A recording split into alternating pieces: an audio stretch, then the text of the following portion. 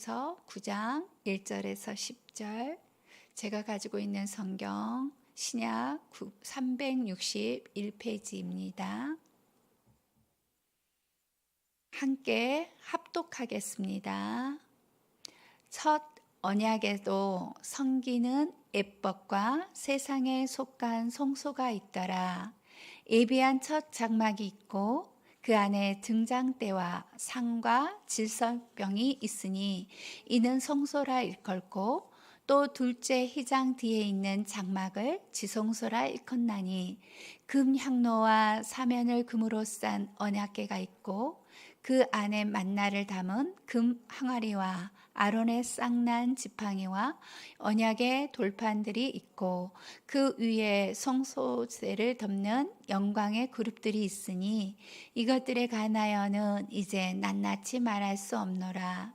이 모든 것을 이같이 예비하였으니 제사장들이 항상 첫 장막에 들어가 섬기는 예식을 행하고, 오직 둘째 장막은 대제사장이 홀로 1년에 한 번 들어가되 자기와 백성의 허물을 위하여 드리는 피 없이는 아니하나니, 성령이 이로써 보이신 것은 첫 장막이 서 있을 동안에는 성소에 들어가는 길이 아직 나타나지 아니한 것이라.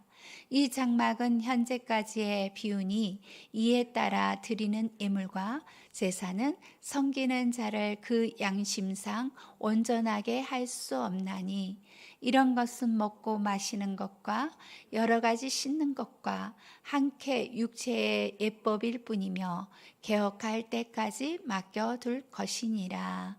아멘. 오늘 제목은 제한에서 무제한으로, 제한에서 무제한으로입니다. 영국의 오스포드 대학교에는 40여 개의 칼리지가 있는데 그 칼리지마다 독립적인 캠퍼스를 가지고 있다고 합니다. 우리나라나 미국과 달리 칼리지에 이름을 크게 써놓지 않고, 그리고 정문에는 칼리지 멤버만 들어올 수 있다는 표시가 있다고 합니다. 칼리지에 들어가는 것이 제한적이라는 것이지요. 오늘 본문에 나오는 구약의 지성소에도 들어갈 수 있는 사람은 대제사장으로 제한되어 있었습니다. 히브리서 저자는 옛 언약과 새 언약 아래에서의 제사와 제물을 비교하므로 옛 언약은 새 언약이 출현될 때까지만 유효함을 말합니다. 옛 언약에는 제한적인 것들이 많지만 새 언약 예수 그리스도로 말미암아 그 제한된 것을 무제한으로 하나님의 백성의 특권의 은혜를 누리며 하나님과 교제의 축복을 누릴 수 있습니다.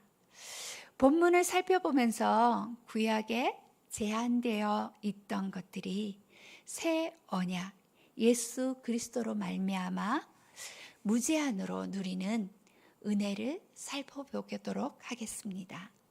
먼저 우리 1절을 다시 한번 읽어보도록 하겠습니다. 1절입니다.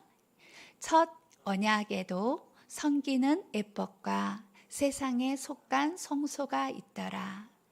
첫 언약은 옛 언약, 곧 구약의 성소를 말하며 또한 세상에 속한 성소를 말합니다.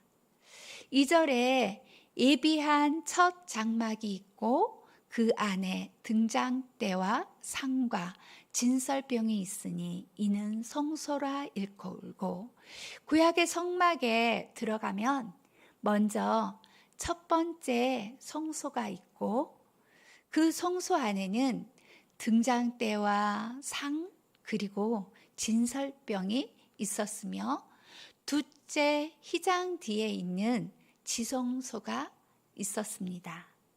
성막의 첫 번째 성소는 제사장들이 들어갈 수 있는 곳이지만, 지성소는 일반 제사장은 들어갈 수 없고 대제사장만 1년에 한 번, 오직 대속죄일에만 들어갈 수 있었습니다. 지성소는 하나님께서 임재하신 곳이기에 아무나 하나님을 만날 수 없었습니다.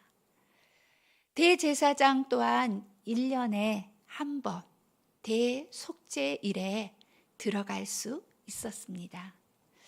또한 들어갈 때는 규례대로 정결한 몸으로 예복을 갖추고 방울을 달고 발목에 밧줄을 묶고 죽음을 각오하는 마음으로 지성소에 들어가야 했습니다.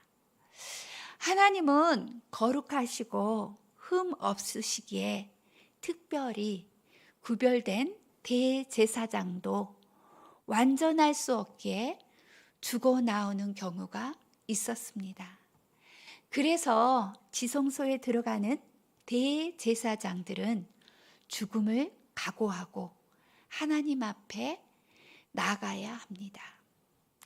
구약의 지성소는 제한적이었습니다. 그런데 하나님께서는 성자 예수 그리스도의 십자가의 죽으심으로 말미암아 그 제한적이던 지성소에 언제든지 들어갈 수 있게 되었습니다.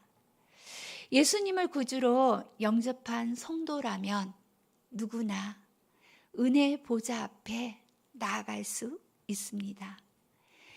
1년에 한 번 제한되어 있던 지성소에 그리스도인들은 누구나 마음껏 언제든 무제한으로 나아갈 수 있게 된 것입니다. 우리는 이 무제한적인 은혜를 마음껏 누리지 못하고 예배하는 것을 부담으로 여길 때도 있습니다. 어떤 성도는 예배를 형식적으로 드립니다. 또한 늘 TV 신청하듯 구경꾼의 예배자이기도 합니다.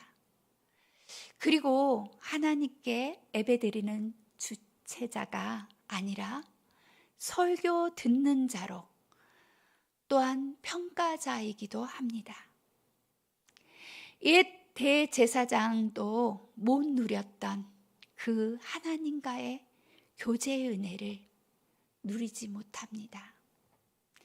우리에게 주어진 엄청난 특권을 가볍게 여기는 실수를 우리 하지 마십시오. 감사와 감격으로 은혜의 보좌 앞에 나아가야 합니다. 하나님 만나는 시간을 가장 소중하고 최우선적으로 드려야 합니다. 구약의 지성소를 향하는 대제사장처럼 두렵고 떨림으로 하나님을 경외함으로 준비해야 합니다. 구약의 지성소 들어가는 대제사장은 어찌 보면 목숨 걸고 지성소에 들어갔습니다. 우리에게 맡긴 사명을 위해 늘 우리와 함께 하시는 하나님의 시선을 인식하며 두렵고 떨림으로 감당해야 합니다. 우리 인간은 완전하지 않기에 안전하신 하나님과 대면할 때 예수 그리스도의 보혈이 아니면 우리의 죄와 흠으로 말미암아 죽을 수밖에 없습니다. 주님의 은혜 아니면 영원한 지옥불에 던져질 보잘것없는 인생입니다. 그런 보잘것없는 인생이 주님의 은혜로 말미암아 날마다 생명을 유지하며 은혜의 보좌 앞에 나아갈 수 있는 은혜, 그 얼마나 감사하고 감격할 일입니까? 그런데 우리는 우리가 잘나서 그리고 하나님의 자녀로 하나님과 만나는 것처럼 교만하여 하나님 잠시만요. 기다려주세요. 제 일부터 하고요. 이런 우리를 끝없이 하나님은 인내하며 기다려 주십니다.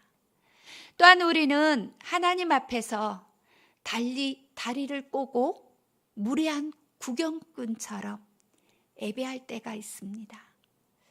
믿음의 성도 여러분, 이제 하나님 앞에 도저히 나아갈 수 없는 우리가 옛 언약의 제한에서 무제한으로 영원한 은혜의 자리로 나아가 하나님을 만날 수 있게 되었습니다.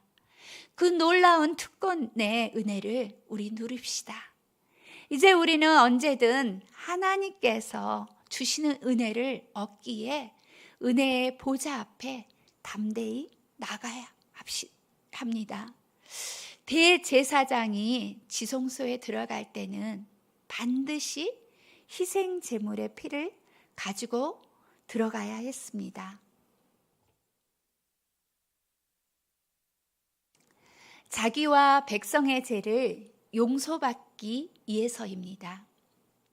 구약의 희생 제물의 피의 제사는 죄를 완전하게 씻기지는 못했습니다.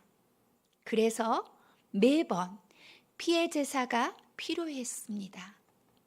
그러므로 구약의 제사는 죄 사함이 일회성으로 제한적이었습니다. 그러나 영원한 대제사장이신 예수 그리스도의 피의 제사는 영원한 제사로 영원한 죄 사함이 있습니다. 단 한 번의 제사로 죄 사함을 받게 된 것입니다. 인간의 대제사장과 달리 예수 그리스도께서는 죄가 없으신 참 하나님이시기에 가능한 일입니다. 죄악으로 가득한 우리의 죄의 뿌리를 주의 보혈로 뽑아내는 은혜를 허락하신 것입니다. 주의 보혈로 우리의 깨끗해진 양심과 마음이 하나님이 거하시는 지성소가 되고 하나님을 예배하고 섬기는 성전이 되었습니다. 하나님이 거하는 성전인 우리는 이제 온 맘 다해 하나님을 사랑하며 이웃을 섬겨야 합니다.